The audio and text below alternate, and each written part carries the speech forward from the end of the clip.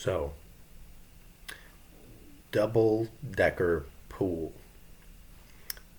This idea, not even sure it'll work, but I think that there is a chance it might, and that is good enough for me. Because if you could get this bad boy to work, mm, if nothing else, it just has a cool factor to it that is unbelievable. So let me explain how this works. Some scientists somewhere figured out that if you vibrate water in like a cylinder up and down and at like I don't remember, it's probably like 230 hertz or something. There's a range. uh, you can add air into your jar or whatever it is with a needle towards the bottom, and it will fill up with like a line of air. So the surface tension won't break because of, I think Veritasium was the one I watched. He has a great video on this entire thing and how it works, but essentially the water surface won't break.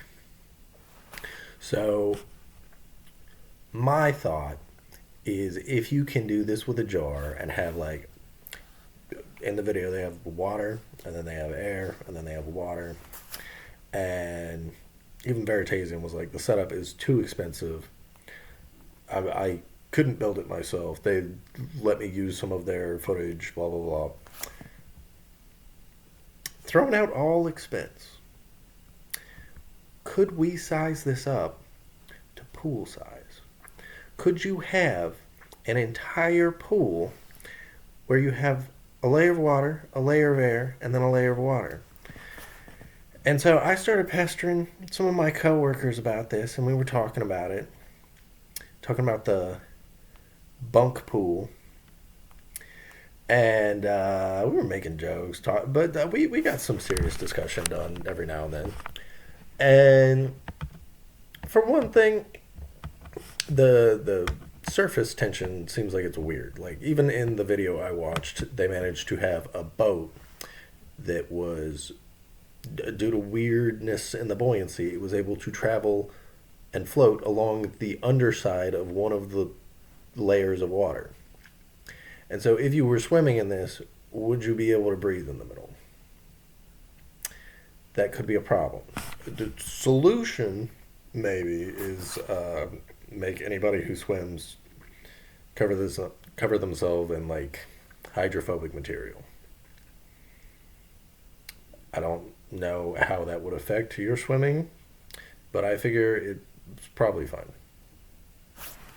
I'm worried about that. Let's look it up. Can you still swim when covered in hydrophobic material? I'm thinking, yeah. Let's see. Let's see what they say. Yes, the answer is yes.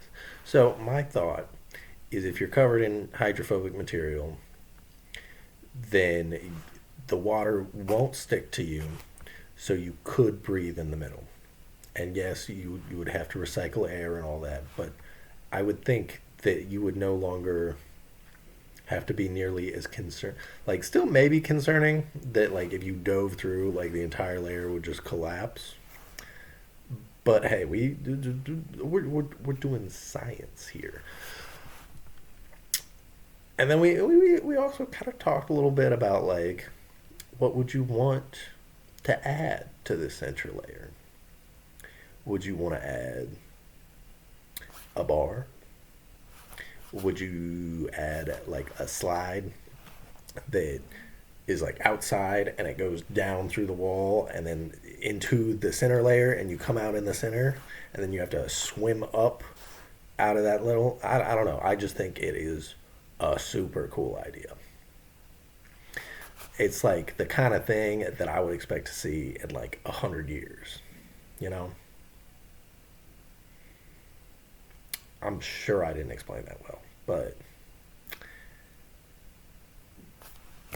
bye.